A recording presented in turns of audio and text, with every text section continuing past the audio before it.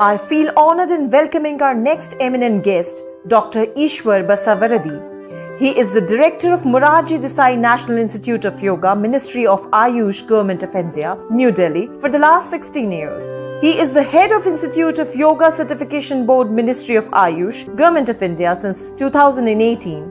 Project Director, WHOCC, Traditional Medicine Yoga. He has also worked as Advisor, Yoga and Naturopathy, Ministry of Ayush. He is the President of National Yoga Asana Sports Federation recognized body of Government of India and Senior Vice President of International Yoga Asana Sports Federation, Member Governing Council of Indian Yoga Association and many other government and non-government organizations. He has more than 32 years of experience in yoga education and training, therapy and research. He has completed 10 major research and development projects, published more than 12 research papers, 28 booklets and 10 monographs. He traveled to many countries for promotion and development of yoga across the world. He was the master of ceremony, giving yoga instructions to more than 40,000 people, including Honorable Prime Minister of India, which went into create 2 Guinness Book of World Records. So please welcome Dr. Ishwar V. Basavaraddi.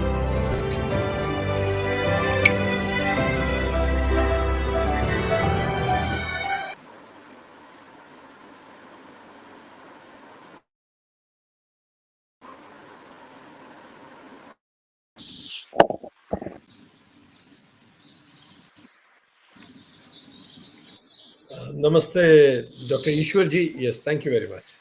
You're welcome. Yeah.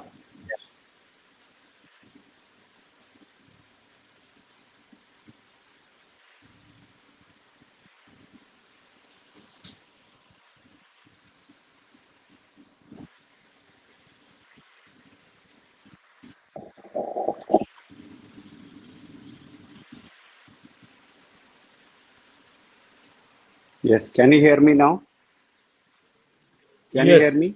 Yes, So yes. Perfect. Thank Yes. Om Shanti Shanti Shanti.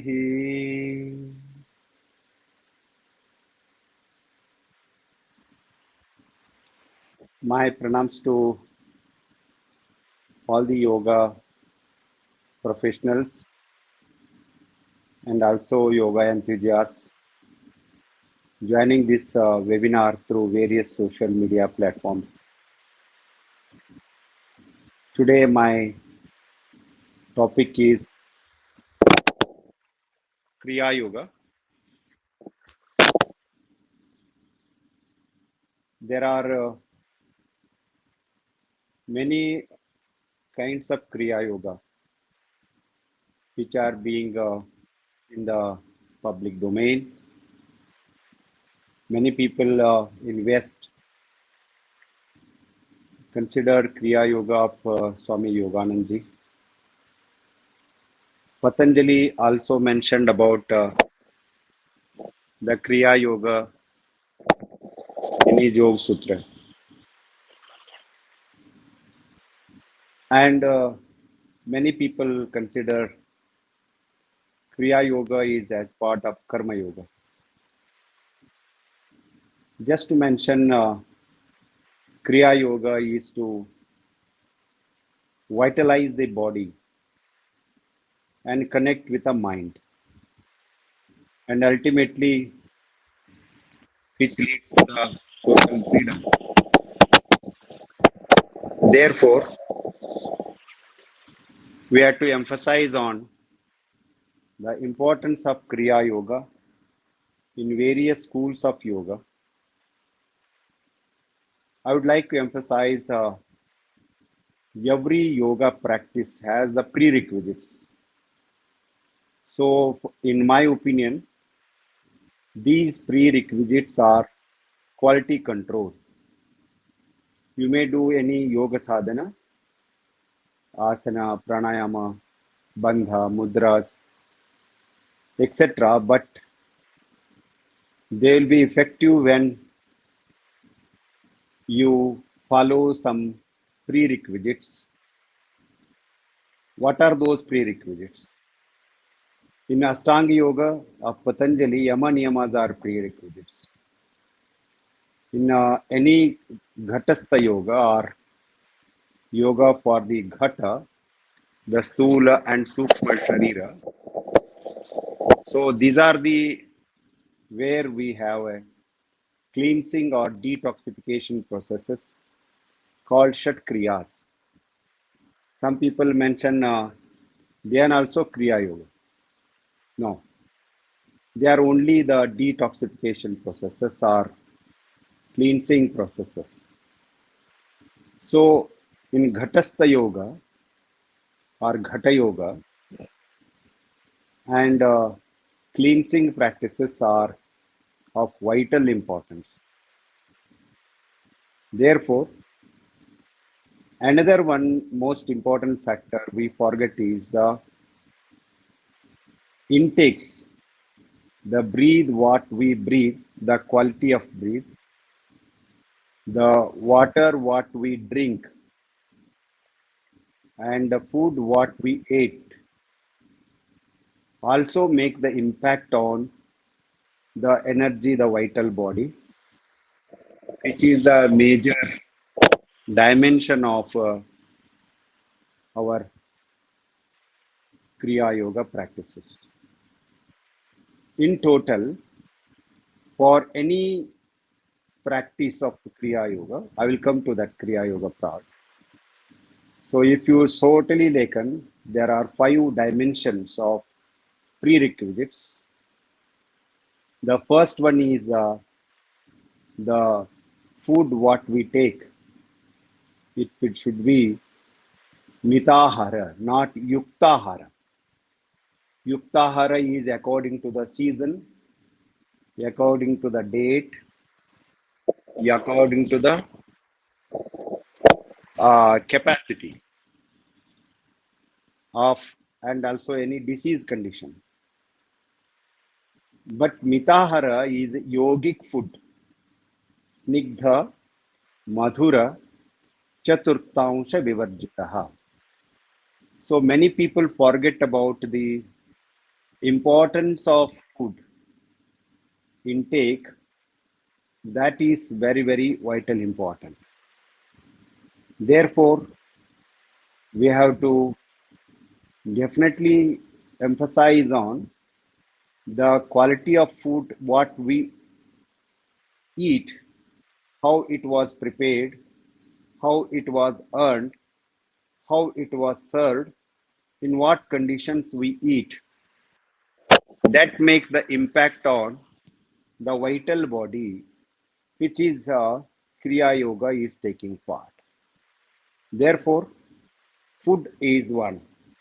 Then the air. So we are living in different conditions. As much as possible, so the rich oxygen. That's why Kriya Yoga is being performed in the early morning in different conditions, except in high altitude, which I visited just a day back, where the very low percentage of pranavayu or the oxygen is there. Therefore, yoga prefers in the early morning where the rich oxygen is available for the breathing. Then the quality of water also should be, water is more important. Many people don't emphasize on the water.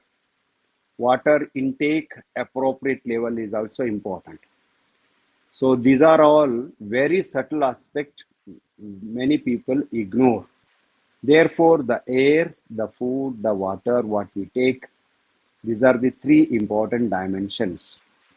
The second one is whenever we take, then there is a process. It is metabolism. The last one is the elimination.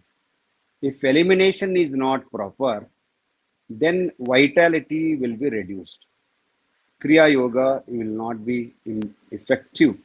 The practices of Kriya Yoga will not be effective. Therefore, detoxification processes. So it may be mentioned as in Hatha Yoga, Neti, Dhauti, Kapala, Bhati, Tratakanauli, Basti. And there are some breathing exercises, I don't call them pranayama, breathing exercises which also help us to vitalize the lungs and respiratory system. So therefore, the fourth dimension is the cleansing or the removing the toxins with the various yogic practices mentioned in Hatha Yoga or Tantra Yoga. Tantra Yoga, they will Pancha Mahabhuta, Bhuta Shuddhi Kriyas are there. So these are the fourth dimension. The fifth and most important one is Kriya Yoga will be successful if you follow how much percentage we follow the yamas and niyamas. Yamas and niyamas you all know. So niyamas are to be observed. Shaucha, Santosha, Tapaswadhyaya, Ishwar Pranidhanani. So if Saucha, Santosha are not there, Kriya Yoga will not be effective. So then once it is happening, so we have to start with the basic postures, physical postures. So that is appropriate for the pranayama practice. It depends upon various individuals, psychophysiological nature, and which brings the neuromuscular coordination in scientific terminology. The posture is important. Then we begin with the Kriya Yoga Abhyasa, the body posture. Therefore, the Kriya Yoga begins with the preparing the prerequisites one. The second one is the preparation of the body for the practice of prana ayama. Therefore, we need some postures. I may sit for an hour, but it is not possible. Therefore, at least 10 to 12 postures are to be adopted in the beginning. Once we achieve the proper posture and proper vitality, then there is no need of many yogasanas what people recommend. We don't need that. So therefore, the posture is important because only after that we can enter into the practice of yoga or pranayama. Therefore, that's one thing. Once you pranayama, so you have to open the frontal sinus. So once it is open, the Kriya Yoga begins with the opening of the Sushumna Nadi. Therefore, in pranayama, many variations are there. So the between pranayama and dharana, there is a pratyahara practice. So pratyahara is withdrawal of the senses, both karmendriya and jnanendriya. So according to the individual, every individual is unique. Every individual has different thoughts. Every individuals have the different combination of raja and sattva. If you are in the practice, I'm not talking about even the tamoguna. So raja and sattva are the two. Therefore, accordingly, which indriya is dominant? What type of pranayama we have to adopt? How much we have to inhale and exhale? That's why there are various ratios has been mentioned. So you start with 1:1, that is for the common. But sometime it goes to 1:2:2, 1:3:4, 1:3:8. It depends upon the nature of an individual, the inhalation, the retention, exhalation, and retention outside. There are the four processes. Puraka, Anthakumbhaka, Rechaka, Bahyakumbhaka, or Shunyaka are the two. And the teacher will decide the what ratio has to be adopted. Once we adopt the different pranayama, so the prana starts with Sushumna. This prana starts with Sushumna, so will definitely then the Kriya Yoga begins. So what is that Kriya Yoga? It's the cleansing of your various chakras, starting from the Mooladhara. So then it is the chakra.